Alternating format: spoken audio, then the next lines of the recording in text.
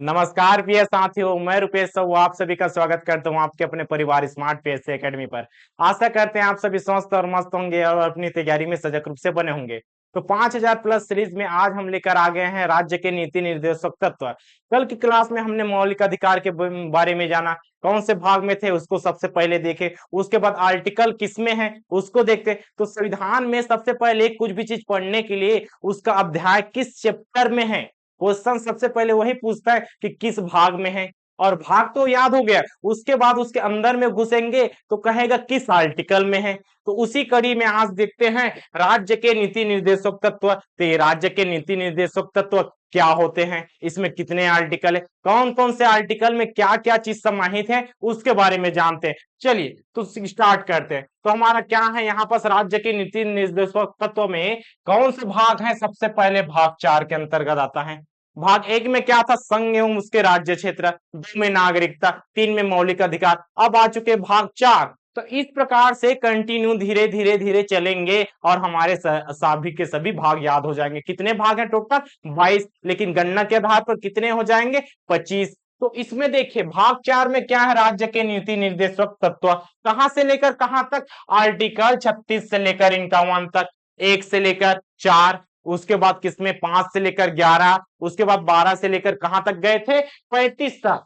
अब आ चुके हैं अनुच्छेद 36 से लेकर 51, जिसमें क्या है, राज्य के नीति निर्देशक तत्व। तो 36 देखिए, उसके बाद 37, इस प्रकार से 51 तक जाएंगे, आर्टिकल अनुच्छेद 51 तक। तो राज्य के नीति निर्देशक तत्व क्या है, निर्देश का मतलब होता है आप इधर से चले जाइए, जाना जरूरी नहीं है, रास्ता बताना, सही मार्ग का चयन करना। तो राज्य के लिए संविधान क्या देता है, एक दिशा निर्देश देता है। किसके लिए देता है, तो इसी को देखते हैं। यहां पर कह सकते हैं राज्य के लिए कौन, राज्य के लिए संविधान क्या देता है, संविधान दिशा निर्देश देता है जी, दिशा निर्देश। जैसे कि प्रत्येक टीचर स्टूडेंट को क्या कहता है, एक निर्देश देता है। आप अपना अगर विद्यार्थी जीवन है तो समय सारणी बनाइए और उसी के अनुरूप चलिए, कितना किसको सब्जेक्ट को पढ़ना है, कितना किस में प्रैक्टिस करना है, उन सबको बताता है। सेम, अब मानना या न मानना उस विद्यार्थी का काम है जी। उसी प्रकार से देखिए संविधान ने किसको दिया, संविधान ने एक दिशा निर्देश किसको दिया जी, यहाँ पर राज्य को दिया। राज्य का मतलब क्या है, एक क्षेत्र विशेष, देश, राष्ट्र, वो वही चीज है। राज्य का मतलब अपना एक विशेष राज्य नहीं है, यहाँ पर राज्य का कहने का मतलब है यही चीज है, देश।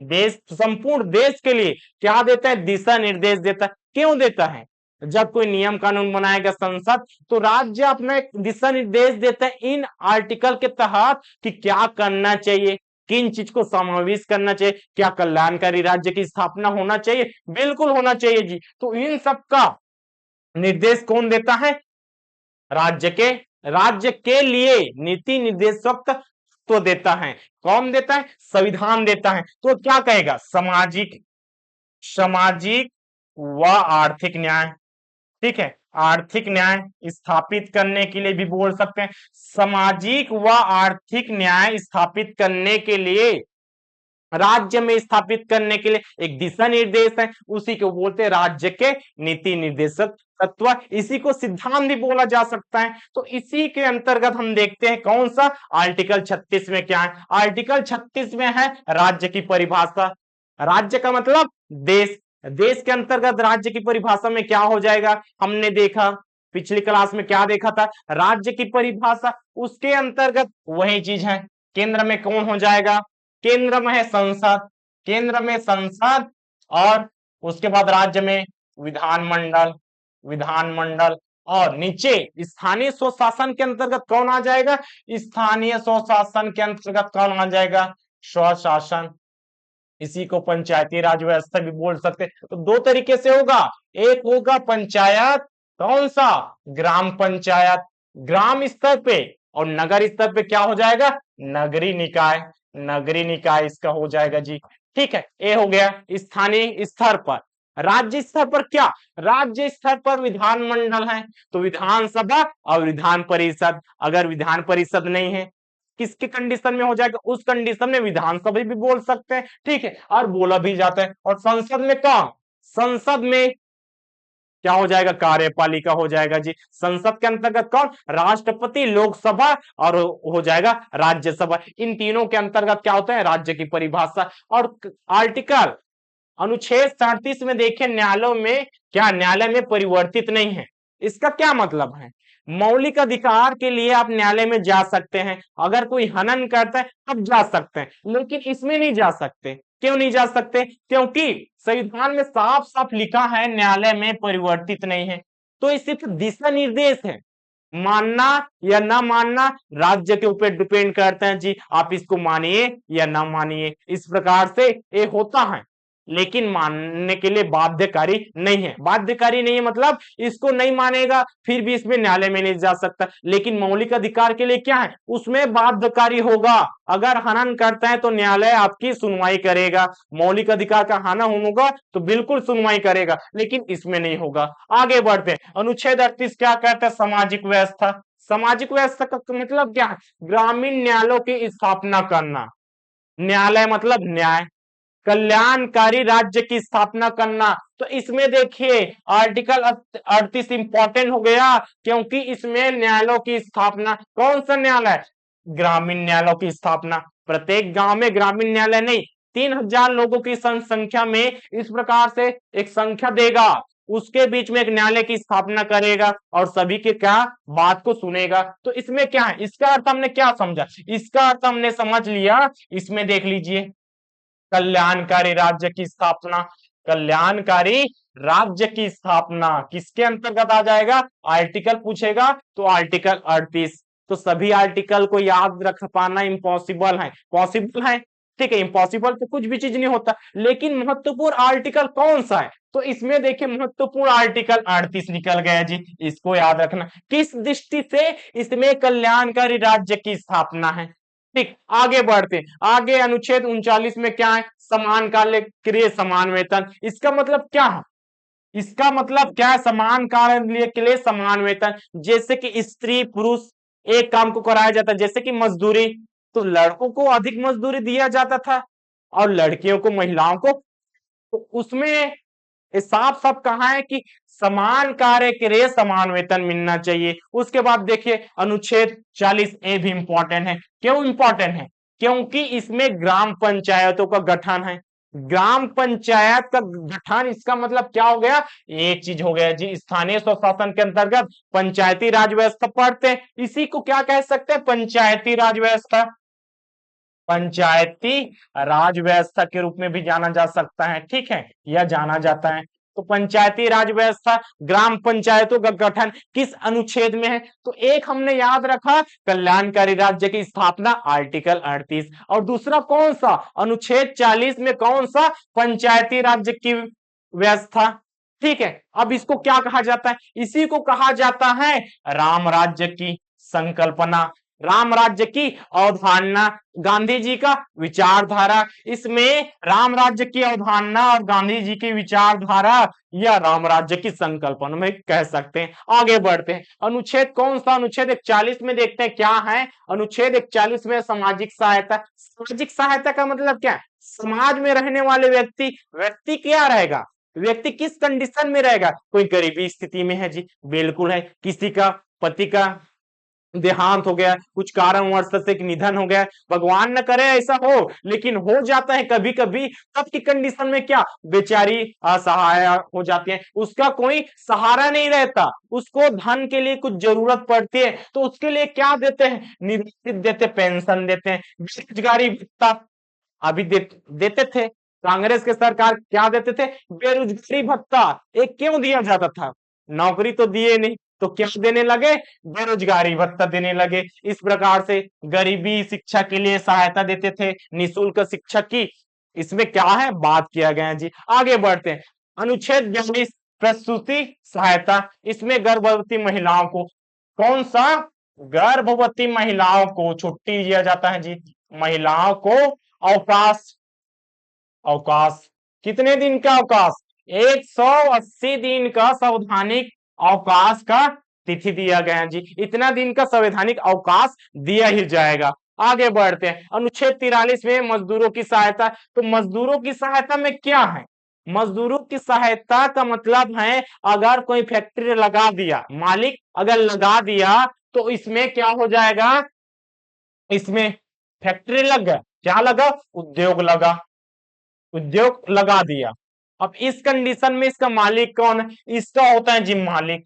ठीक है, हर चीज का एक मालिक होता है। तो इसमें कार्य के लिए किस कंडीशन में कार्य होना चाहिए ये निर्धारित करता ही है, लेकिन इसमें किसमें, इसी में कार्य में सहभागिता, कार्य में सहभागिता होना चाहिए, भागिता होना चाहिए किसके, उद्योगों के कार्य में मजदूरों की सहायता का मतलब है मजदूरों को सहायता प्रदान करना, अर्थात कार्य में इसकी भागीदारी होनी चाहिए। मालिक का अपना मनमानी नहीं चलेगा जी। आगे बढ़ते हैं, अनुच्छेद 44 समान सिविल संहिता। समान सिविल संहिता क्या है, आर्टिकल, कौन सा आर्टिकल, देखिए आर्टिकल 44 भी इंपॉर्टेंट है। समान, देखिए दोनों समान है, याद करने का तरीका क्या है, दोनों समान है, दोनों समान है, 44 है, दोनों समान है। समान सिविल संहिता का मतलब होता है किसी भी धर्म, विवाह, तलाक, उत्तराधिकारी, गोद आदि के लिए समान कानून होगा। इसका क्या मतलब, जैसे कि एक राज्य के भीतर अगर समान सिविल संहिता लग गया तो उस राज्य के अंदर किसी भी धर्म को, किसी भी धर्म को उसका विवाह एक समान होगा, जैसे कि उसकी पद्धति एक समान होगा। जैसे कि हिंदू में क्या होता है, हिंदू में 7 फेरे लगाते, मुसलमान लोग अलग तरीके से करते, क्रिश्चियन अलग तरीके से करते, ऐसा इसमें नहीं होगा। सभी राज्य के जितने भी निवासी रहेगा उसके लिए एक समान कानून रहेगा सभी कंडीशन में। इसी कड़ी में देखिए कहां पर समान सिविल संहिता लागू है, तो एकमात्र राज्य कौन सा है, एकमात्र राज्य गोवा है। गोवा किसके अधीन था, गोवा था पुर्तगालियों के अधीन। इन्हीं लोगों ने समान सिविल संहिता गोवा में लागू किया जी। ठीक है, एक अभी वर्तमान में और राज्य पे इसका लागू है, कौन सा राज्य, याद रखेंगे कौन सा, उत्तराखंड। उत्तराखंड, इसका श्रेय किसे जाता है, इधर का मंत्री ने इसका श्रेय जनता को दिया है जी। ठीक है, उत्तराखंड सरकार द्वारा ये लागू है। ठीक है, ये इंपॉर्टेंट है, ये क्या चीज है, एक करेंट का मुद्दा है जी, इसलिए इंपॉर्टेंट है। आगे बढ़ते, अनुच्छेद कौन सा, अनुच्छेद आ गए इसमें, अब 44 के बाद आ जाते हैं 45 में।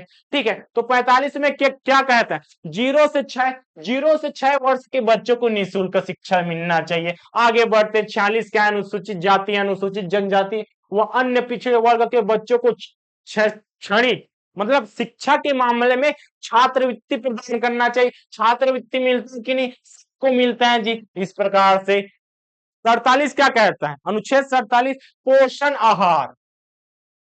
पोषण आहार का मतलब है वही दलिया भात दिया जाता है आंगनबाड़ी में, तो यहाँ पर पोषण आहार सही से मिलना चाहिए। मद्य निषेध, शराब, इस प्रकार से मद्यपान से, शराब से, गुटखा से, बीड़ी माखूर से बच्चों को दूर रखना चाहिए इसके कंडीशन में। आगे चलते 48 क्या है, कृषि एवं पशुपालन से संबंधित है। 49 क्या, ऐतिहासिक धरोहर का संरक्षण। ऐतिहासिक धरोहर के अंतर्गत क्या आता है, लाल किला, ताजमहल, इस प्रकार से क्या कह सकते हैं, ताजमहल, लाल किला, ऐतिहासिक धरोहर का क्या कह सकते हैं, लाल किला, ये सब ऐतिहासिक धरोहर के रूप में है। इसका संरक्षण करना है जी, किसके लिए है सब, ये सब नियम कानून किसके लिए अप्लाई होगा, राज्य को बता रहे हैं। दिशा निर्देश किसके लिए, राज्य के लिए। व्यक्ति के लिए क्या है, व्यक्ति के लिए मूल कर्तव्य। इसके बाद देखेंगे आगे देखिए अनुच्छेद 50। अनुच्छेद 50 क्या कहता है, विधायिका, कार्यपालिका और न्यायपालिका का पृथककरण। इसका मतलब क्या, विधायिका अलग होगी, कार्यपालिका अलग होगी। इसी के साथ साथ देखिए यहाँ पर इंक्लूड है न्यायपालिका, अपना एक न्यायालय दे रहा है। ठीक है, सुप्रीम कोर्ट अपना एक सुनवाई कर रहा है, कौन सा, सुप्रीम कोर्ट, यहाँ पर कह सकते हैं सुप्रीम कोर्ट अपना एक फैसला सुना रहा है। इस फैसले में दखल अंदाजी कौन करेगा, विधायिका करेगा। अगर कोई विधायिका इसमें दखल अंदाजी करेगा तो न्याय मिल पाना संभव है क्या, नहीं है। इसलिए न्याय को बरकरार रखने के लिए न्याय को बरकरार रखने के लिए सभी को समान न्याय मिलना चाहिए। जो सही है वो सही है जी, जो गलत है वो गलत है। इस प्रकार से सभी का पृथककरण की बात करता है। और सबसे मोस्ट इंपॉर्टेंट कौन सा आर्टिकल हो जाता है जी, इसमें देखिए अनुच्छेद 51। इसमें क्या कहा गया, अंतरराष्ट्रीय शांति एवं सुरक्षा का प्रदान करना। इस प्रकार से इसको क्या बोल सकते हैं, अंतरराष्ट्रीय शांति एवं सुरक्षा, विदेश मंत्री, विदेश नीति, इसके अंतर्गत वही आएगा। कौन सा, इसके अंतर्गत आ जाएगा जी विदेश नीति।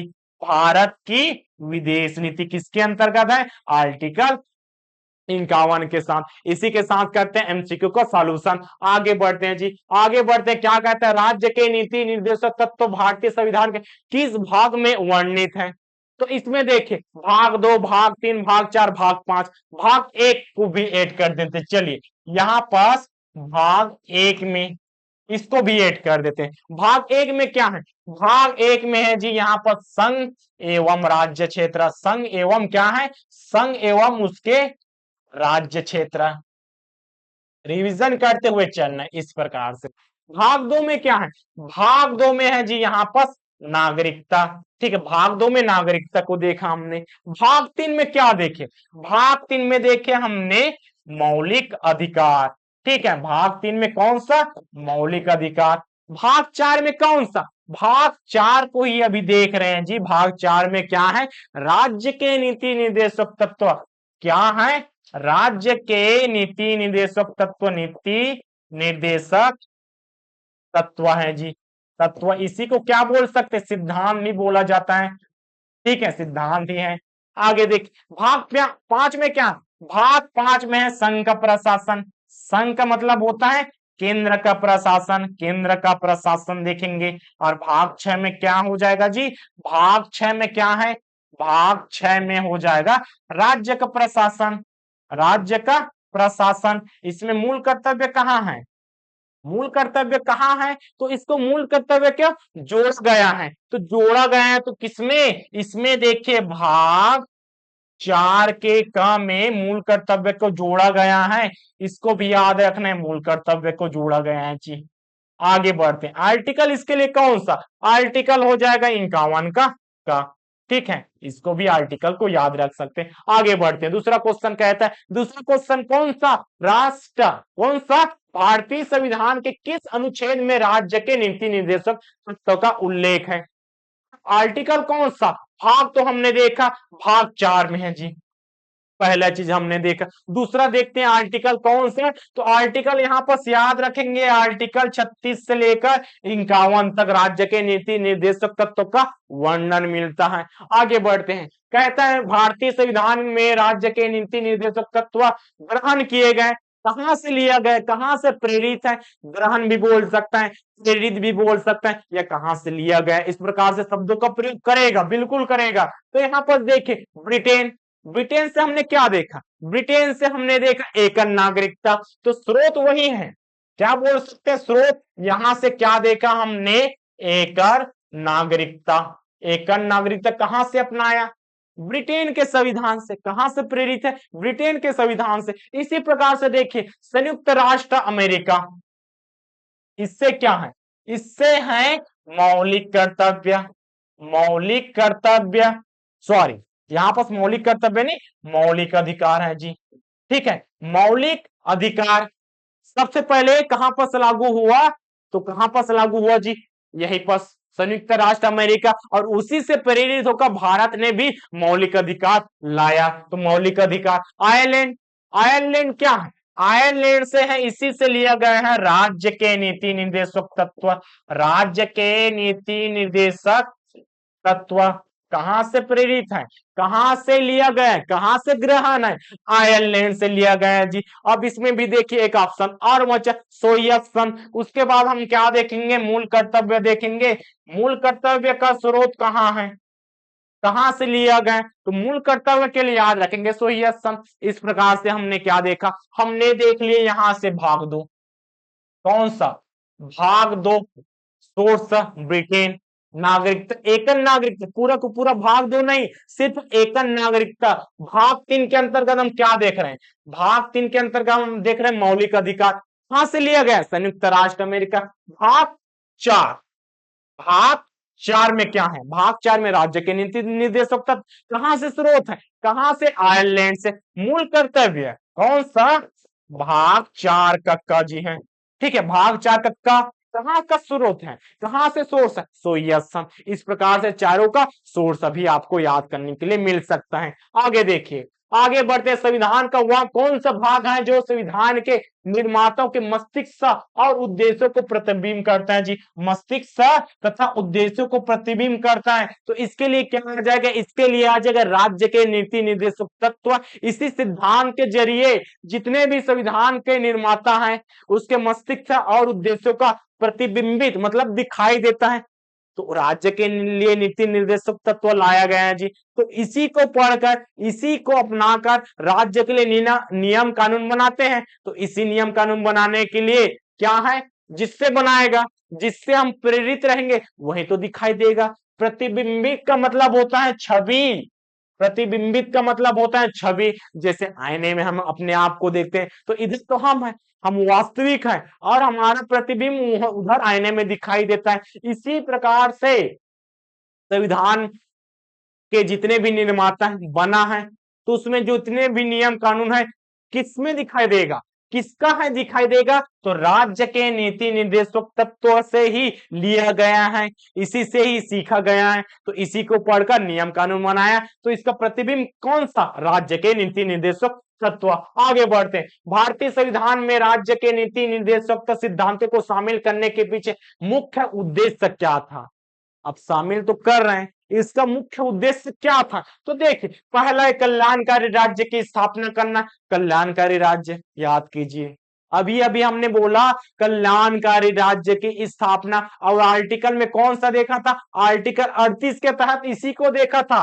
कौन सा, इसको इंपॉर्टेंट कर लीजिए, आर्टिकल कौन सा, अनुच्छेद, अनुच्छेद कौन कौन सा अनुच्छेद हमें याद करना है, वो भी इंपॉर्टेंट है। तो अनुच्छेद 38 कल्याणकारी राज्य की स्थापना करना, तो इसको इंपॉर्टेंट है याद रखना, और इसी मेन उद्देश्य है। आगे देखिए, धर्मनिरपेक्ष राज्य की स्थापना करना, सरकार के निरंकुश कार्यों का नियंत्रण करना, नागरिकों के विकास के लिए सर्वोत्तम अवसर प्रदान करना, ये सभी चीज मौलिक अधिकार प्रस्तावना के अंतर्गत आ जाता है। और राज्य के नीति निर्देशक तत्व के अंतर्गत कौन सा, कल्याणकारी राज्य की स्थापना करना। आगे बढ़ते हैं जी, आगे प्रश्न में बढ़ते हैं। नीति निर्देशक सिद्धांत क्या है। अब राज्य के नीति निर्देशक तत्व सिद्धांत क्या है, वाद योग्य, अवाद योग्य। तो वाद योग्य का मतलब सबसे पहले हमने समझ लिया जी, क्या होता है, ये न्यायालय में परिवर्तित, क्या है, परिवर्तित, परिवर्तित नहीं होता। इसी को क्या बोल सकते, परिवर्तनीय, प्रवर्तनीय नहीं है। इसका मतलब क्या है, इसका साधारण भाषा में देखें तो न्यायालय में इसके बारे में चर्चा नहीं होता। चर्चा का मतलब क्या है, उसके बारे में कोई कानून, नियम कानून बनाया नहीं जा सकता, इसको लागू नहीं कराएगा। तो दिशा निर्देश है, तो दिशा निर्देश है, आप पालन नहीं करेंगे तो उसके लिए न्यायालय में जाएंगे क्या, न्यायालय में तो जा सकते हैं लेकिन न्यायालय आपका नहीं सुनेगा। ये दिशा निर्देश है जी, इसके बारे में हमारा कोई संवैधानिक प्रावधान नहीं है। तो क्या हो जाएगा, नीति निर्देशक तत्व क्या वाद योग्य है, नहीं है। वाद योग्य कौन सा है, तो वाद योग्य में याद रखिएगा जो मौलिक अधिकार है, मौलिक अधिकार प्रदत्त है संविधान ने, इसके लिए क्या है, न्यायालय में जाएंगे, हनन होगा, तब वहां सुनवाई करेगा। तो मौलिक अधिकार क्या है, मौलिक अधिकार वाद योग्य। नीति निर्देशक जस्ट इसके अपोजिट है, अवाद योग्य है, अवाद योग्य है, ऑप्शन नंबर बी। ठीक है, अगले प्रश्न के ऊपर क्या कहते हैं, मौलिक अधिकार एवं राज्य के नीति निर्देशक तत्वों के विषय में कौन सा कथन सही है। एक दूसरे के पूरक है, क्या वो एक दूसरे के पूरक है, क्या वो परस्पर विद्रोही है, क्या, या दोनों होंगे, या उन दोनों में कोई अंतर नहीं, उन दोनों में तो बहुत अंतर है। राज्य के नीति निर्देशक तत्व और मौलिक अधिकार में बहुत अंतर है। क्या क्या अंतर समझ सकते हैं, देखिए, एक लेते हैं मौलिक अधिकार, ठीक है, एक लेते हैं मौलिक अधिकार और दूसरा हमने लिखा, ठीक है, इसको डाल देते हैं वीएस, ठीक है, विरुद्ध कौन सा, राज्य के नीति निर्देशक तत्व, राज्य के नीति निर्देशक तत्व। इसमें अंतर क्या, पहला अंतर देखिए, ये तो भाग कौन सा है, भाग 3 में है जी, ये कौन सा है, भाग 4 में है। इसका आर्टिकल देखिए, इसका आर्टिकल कहां से लेकर कहां तक है, ये आप कमेंट करके बताइए। इसको हम लिखते हैं आर्टिकल 36 से 51 तक, क्योंकि इसका रिवीजन हो रहा है। मौलिक अधिकार पूरा पढ़ लिया तो कहां से लेकर कहां तक चला जाएगा जी। इसमें देखिए आगे बढ़ते हैं, आगे बढ़ते हैं, आगे बढ़ते हैं। और क्या अंतर है, ये वाद योग्य है, वाद योग्य है, लेकिन ये क्या है, अवाद योग्य, अवाद योग्य, न्यायालय में प्रवर्तित नहीं है, प्रवर्तनीय नहीं है। और इसके बाद कोई अंतर है, हाँ, इसको लागू कराया जाता है, लागू कराया जाता है, लागू होता है, लेकिन यह लागू होता है क्या, नहीं। ये क्या होता है, ये लागू नहीं होता जी, लागू नहीं। ठीक है, ये बाध्यकारी है, इसके लिए बाध्यकारी है, बाध्यकारी है, लेकिन इसके लिए कोई बाध्य नहीं है।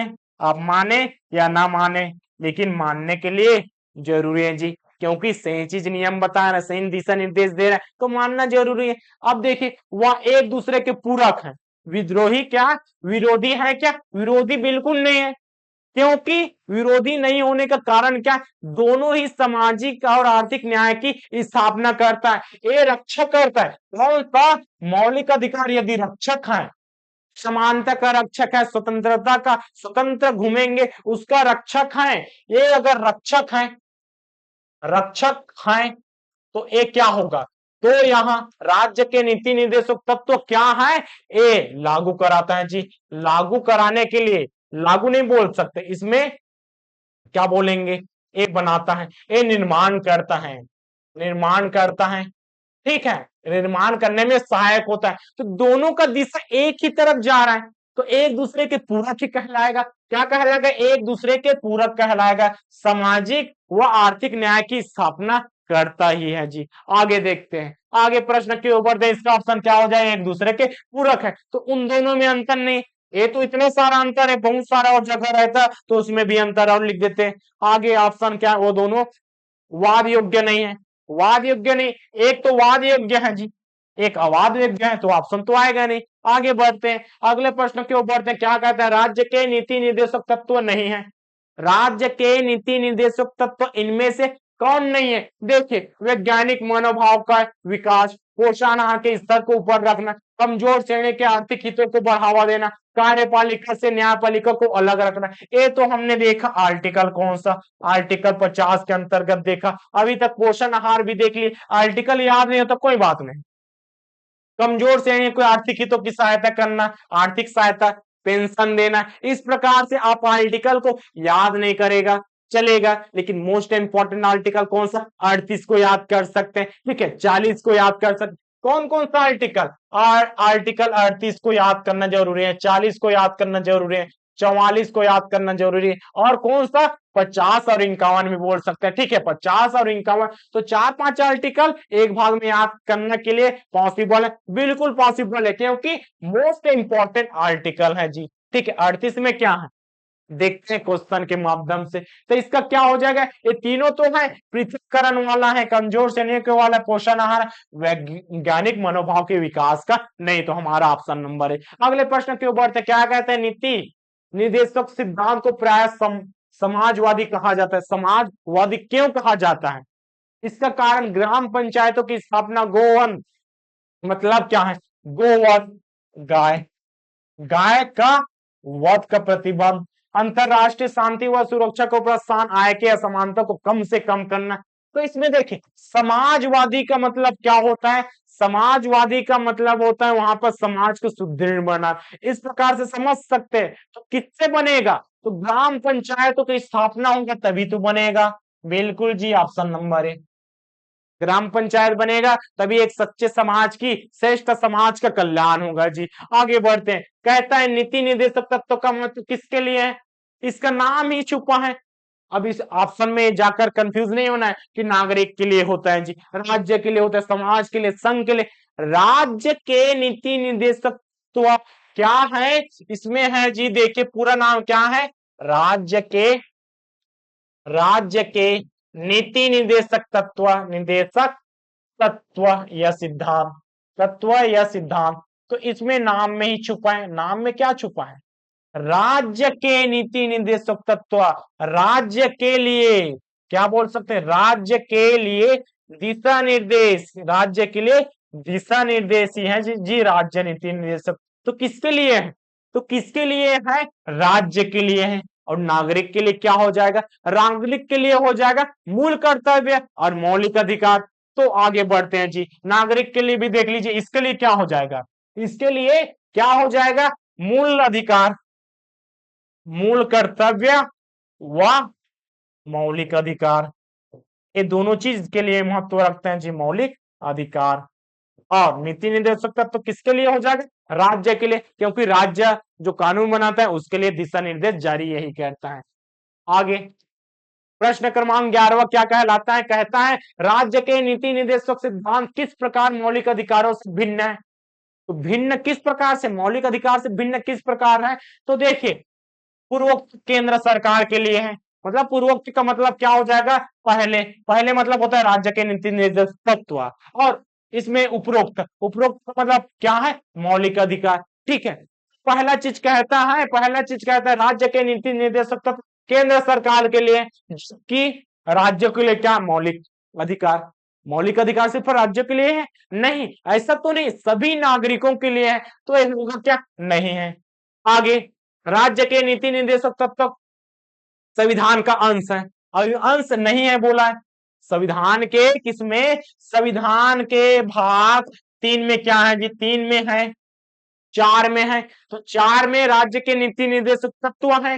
आगे की उपरोक्त है, इसके लिए तो सही है, लेकिन यहां पर गलत है, यहां पर गलत है, क्योंकि दोनों संविधान के अंश हैं, इसके अंग हैं, इसके भाग 3 और 4 में समाहित हैं। ये वाला भी ऑप्शन गलत। राज्य के नीति निर्देशक तत्व कौन सा? यह सिद्धांत परिवर्तनीय नहीं है, सही बात है, जबकि मूल अधिकार परिवर्तनीय है। ए सही है जी, ये दोनों कथन यहाँ पर सही कहते हैं, ऑप्शन नंबर सी।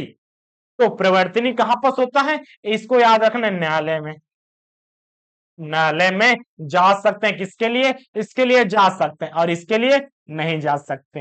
ये चीज सही चीज दिया है, ऑप्शन नंबर सी। अगला प्रश्न कहता है निम्नलिखित में से कौन एक मौलिक अधिकार नहीं है?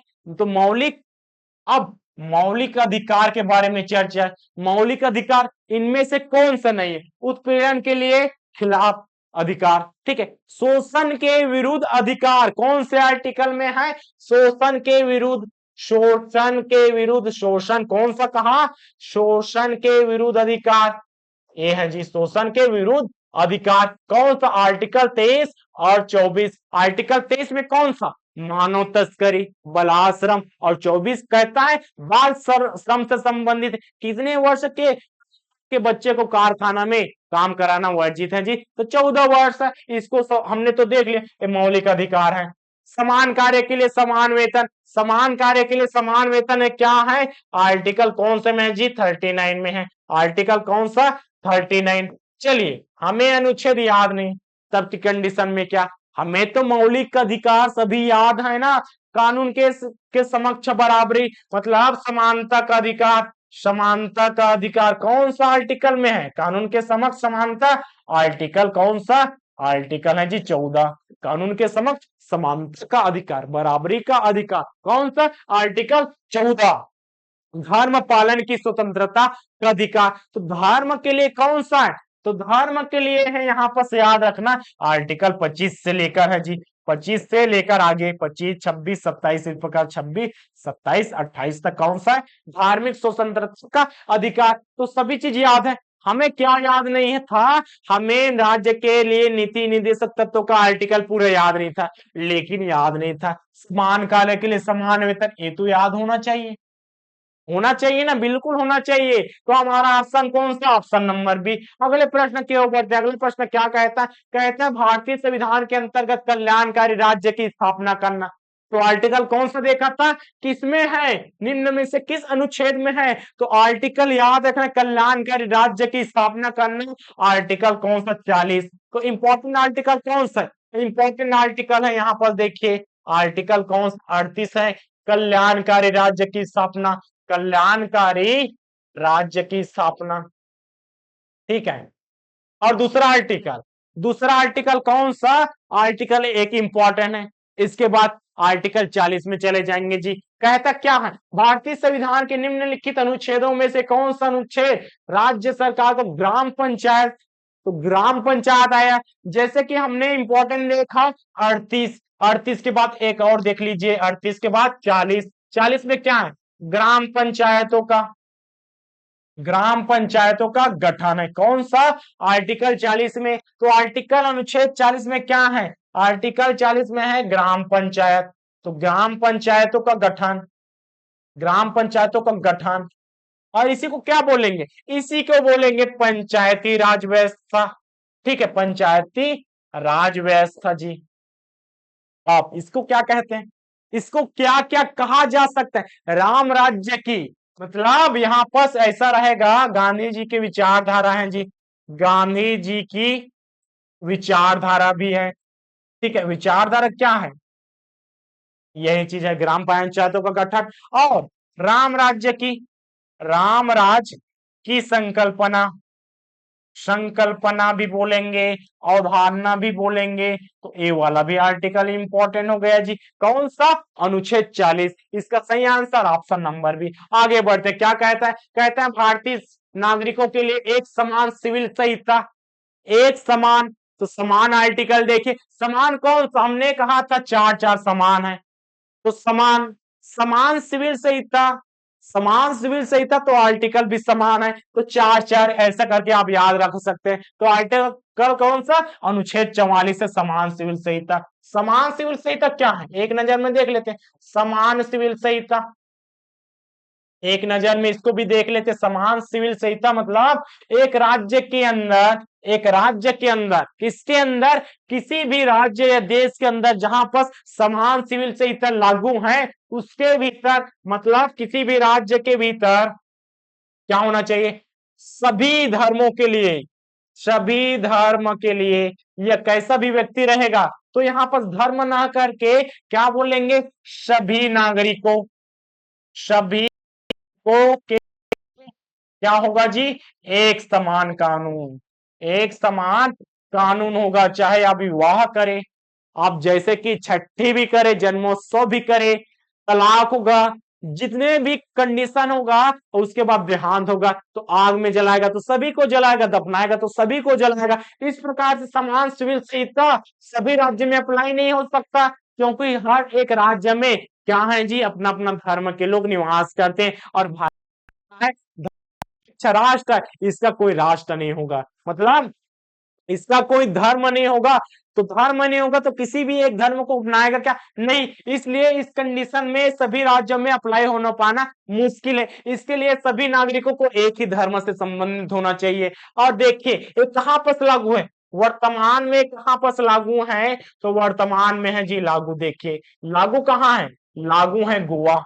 और करेंट में देखिए कौन सा, करेंट में देखिए, करेंट अफेयर भी कह सकते हैं, ये इंपॉर्टेंट है। करेंट अफेयर में क्या देख सकते हैं, ये कहां पर लागू हो गया, कहां के राज्य सरकार ने इसको लागू किया, उत्तराखंड, उत्तराखंड सरकार, ये मोस्ट इंपॉर्टेंट जी। इसका श्रेय किसको जाता है, इसका श्रेय वहां के नागरिकों को जाता है, क्योंकि नागरिकों ने यहाँ पर इसके लिए मंजूरी प्रदान की जी।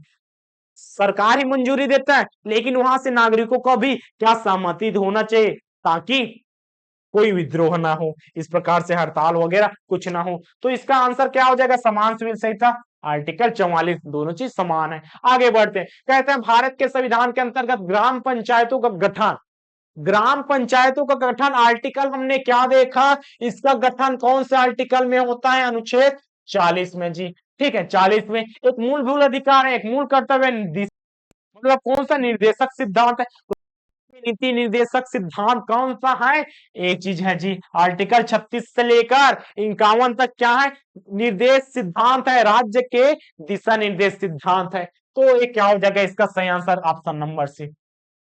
उसके बाद राज्य के नीति सिद्धांत लिखित अनुच्छेद में से कौन सा अंतरराष्ट्रीय शांति व सुरक्षा के लिए क्या बोलते हैं, संवर्धन से संबंधित है। तो अंतरराष्ट्रीय सुरक्षा एवं शांति, सबसे लास्ट आर्टिकल, अंतरराष्ट्रीय मतलब दूर, अंतरराष्ट्रीय का मतलब होता है दूसरा देश, और आर्टिकल में देखेंगे सबसे लास्ट वाला, मतलब सबसे लास्ट में क्या है, सबसे लास्ट में आर्टिकल 51 है जी। भाग 4 के सबसे लास्ट आर्टिकल अंतिम आर्टिकल कौन सा है? आर्टिकल अनुच्छेद 51। अनुच्छेद 51 में क्या है? अंतरराष्ट्रीय शांति एवं सुरक्षा। अंतरराष्ट्रीय शांति एवं सुरक्षा क्या होता है? ये होता है दो या से अधिक, दो से अधिक राज्यों के मध्य नहीं कहेंगे, राज्य नहीं कहेंगे, यहां पर क्या हो जाएगा जी? यहां पर हो जाएगा देश। ठीक है, तो देशों के मध्य क्या कहता है? देशों के मध्य सुरक्षा प्रदान करेगा। सुरक्षा सुरक्षा व शांति, शांति की व्यवस्था करता है। क्या कहता है? शांति की व्यवस्था करता है जी, व्यवस्था करता है। न्याय संगत, न्याय संगत रहता है। ठीक है, न्याय संगत बनाए रखता है, बनाए रखता है। वह कुछ भी ऐसा काम कहेगा या पर्यावरण से संबंधित, ग्लोबल वार्मिंग से संबंधित कुछ भी ऐसे काम रहेगा जो हमारे राष्ट्र के लिए भी जरूरी है और उधर के लिए भी जरूरी है, तो ऐसे मुद्दे पर भी चर्चा करेगा, मुद्दों पर चर्चा करेगा, चर्चा करेगा जो राष्ट्रहित के लिए हो, जो क्या हो? जो राष्ट्रहित के लिए हो। और क्या करेगा? बहुत सारे काम कर सकता है जी। विदेश विदेश मंत्रालय इसी के अंतर्गत आ जाएगा जी। विदेश मंत्री किसके अंतर्गत? इसी के अंतर्गत समाहित हो जाएगा जी। आगे इसी के अंतर्गत कार्य करेगा, इसी के दिशा निर्देश का पालन करेगा। बढ़ते हैं अगले क्वेश्चन के। भारतीय संविधान का कौन सा अनुच्छेद भारत की विदेश नीति? देखिए हमने क्या देखा पिछले प्रश्न में? हमने देखा अंतरराष्ट्रीय शांति और सुरक्षा। तो अंतरराष्ट्रीय शांति और सुरक्षा आर्टिकल कौन सा? आर्टिकल 51। इसी कड़ी में विदेश नीति भी इसी के अंतर्गत आ जाएगा। कौन सा? आर्टिकल 51। ठीक है, अनुच्छेद 51 के अंतर्गत ही अंतरराष्ट्रीय सुरक्षा, शांति, विदेश नीति कौन सा? अनुच्छेद 51। आगे बढ़ते हैं। निम्नलिखित में से कौन सा एक राज्य की नीति, कौन सा नीति निर्देशक तत्व नहीं? मद्य निषेध, गौ संरक्षण, पर्यावरण संरक्षण, 14 वर्ष से आयु के बच्चे को निःशुल्क शिक्षा। तो इसमें देखिए मद्य निषेध, मद्य निषेध से दूर रखना चाहिए। कौन सा? पोषण आहार, पोषण आहार मतलब अच्छे खाना पीना देना चाहिए बच्चों को, पोषण आहार। और दूसरा चीज हमने क्या देखा था? दूसरा चीज हमने मद्य निषेध। कौन सा अनुच्छेद? अनुच्छेद यहाँ पर देख सकते हैं, अनुच्छेद 47। याद नहीं चलेगा, लेकिन इसमें दिशा निर्देश में क्या है? दिशा निर्देश में हमने मद्य निषेध को देखा। मद्य का मतलब क्या है? वही नशीली, कौन सा? नशीले पदार्थों से दूर, नशीले पदार्थों से दूर रहना चाहिए, पदार्थों से दूर रखिए, दूर रखना। आगे गौ संरक्षण, गौ वंश, गौ संरक्षण पर्यावरण से संबंधित है जी। यहाँ पर पशु एवं कृषि से संबंधित है। कौन सा आर्टिकल? कौन सा आर्टिकल? इसमें देखिए आर्टिकल 48 के अंतर्गत है। आर्टिकल यहाँ पर याद नहीं चलेगा, लेकिन कथन तो याद होना चाहिए। कृषि एवं पशुपालन, पोषण आहार, शुद्ध पोषण आहार देना चाहिए बच्चों को। वहां पर सब दूरों से क्या? नशीली पदार्थों से दूर रखना चाहिए, शराब से दूर रखना चाहिए। पर्यावरण संरक्षण, कृषि एवं पर्यावरण को भी जोड़ा गया जी 48 के काम में। ठीक है, जोड़ा गया, इसका मतलब है संविधान संशोधन हुआ है। कितने बार हुआ है? तो 4 बार हुआ है। कौन कौन सा हुआ उसको भी देखने को मिलेगा। और ये देखे 14 वर्ष की आयु तक के बच्चों को निःशुल्क शिक्षा, ए आ गया। ये पहले क्या था? ए था राज्य के नीति निर्देशक तत्वों में शामिल था, लेकिन इसको हटा दिया गया जी। तो इसका मतलब क्या हो जाएगा? इसका मतलब हमारा यही आंसर हो जाएगा। हटाया, हटाया तो कहाँ हटाया? तो इसमें देखें कौन सा अनुच्छेद, कौन सा संशोधन, संशोधन के तहत, संशोधन जब तक नहीं कहेगा संविधान के एक जगह से दूसरे जगह, या संविधान में नया चीज हो ही नहीं सकता। तो इसको यहां से ट्रांसफर करके कहां पर लगाया गया? 86वें, कौन सा? 86, 86वें संविधान संशोधन, संविधान संशोधन 2002। ठीक है, ये स्कोर याद रखना है। और कहां पर ले जाया गया? तो याद रखना आर्टिकल 21। कौन सा अनुच्छेद? अनुच्छेद याद रखना है 21 के क में, 21 के क में। अब देखिए 21 कहां पर है? मौलिक अधिकार के अंतर्गत 21 आता है। तो यहां पर 21 क्या हो जाएगा? शिक्षा का अधिकार, शिक्षा का अधिकार हो गया जी। शिक्षा का अधिकार क्या हो गया? शिक्षा का अधिकार हो गया। अब मौलिक अधिकार, तो मौलिक अधिकार के लिए क्या हो जाएगा, बाध्यकारी हो जाएगा। तो कितने उम्र के, तो 6 से लेकर 14 वर्ष के बच्चों को निःशुल्क शिक्षा मिलना चाहिए। कौन सा कहता है, मौलिक अधिकार के अंतर्गत आ गया। तो यहाँ पर ये चीज हट गए। आगे अंतिम प्रश्न की ओर बढ़ते हैं। अंतिम प्रश्न क्या कहता है, कहते हैं राज्य के नीति निर्देशक तत्व इस सिद्धांत में कितने बार संविधान संशोधन किया गया। तो याद रखना 4 बार हुआ है। तो 4 बार हुआ है, तो कब कब हुआ है जी, क्या क्या जोड़ा है इसको हम बाद में देख लेंगे। क्या क्या जुड़ा है इसको भी देख सकते हैं। क्या जुड़ा है, ए वाला का वाला ही जुड़ा है जी। और इसमें भी देख सकते हैं ए वाला कौन सा, ए वाला भी संविधान संशोधन होकर हटा है, जोड़ेगा हटाएगा उसके लिए संविधान संशोधन जरूरी होता है। तो इसमें देख लेते हैं, इसमें 4 बार हुआ है, 4 बार हुआ है जी। तो पहला कौन सा, पहला है 42वां, ठीक, 42वां संविधान संशोधन कब हुआ है, इसका तारीख भी। और एक है 44वां संविधान संशोधन, ठीक है, इसका भी तिथि याद रखना है। तिथि कौन सा, एक है 46वां संविधान संशोधन, ठीक है। एक है जी यहाँ पर 97, कौन सा, 97 संविधान संशोधन। तो 4 संशोधन हुआ है, इसका तिथि याद रखना है। कौन सा तिथि, इसमें देखिए कौन सा, 1976, इसका 1978, इसका है 2002 और इसका क्या हो जाएगा 2011। तो मोस्ट इंपॉर्टेंट कौन सा है, तो मोस्ट इंपॉर्टेंट है देखिए 86 संविधान संशोधन। इसके तहत क्या किया गया, इसके तहत जो मूल अधिकार में किसको समाहित किया गया, मूल अधिकार में शिक्षा का अधिकार को, शिक्षा का अधिकार समाहित किया गया जी। वहां पर शिक्षा का अधिकार मौलिक अधिकार के अंतर्गत है। आर्टिकल कौन सा, 21 का 1 अनुच्छेद में समाहित है जी। ठीक है, आज के लिए बस इतना ही, मिलते हैं कल की क्लास में, तब तक के लिए धन्यवाद। आज का वीडियो आपको कैसा लगा, वीडियो अच्छा लगा तो लाइक कीजिएगा, चैनल पर रहे तो चैनल पर अपनी सदस्यता बनाए रखिएगा। मिलते हैं कल की क्लास में, तब तक के लिए धन्यवाद। जय हिंद, जय भारत, जय छत्तीसगढ़।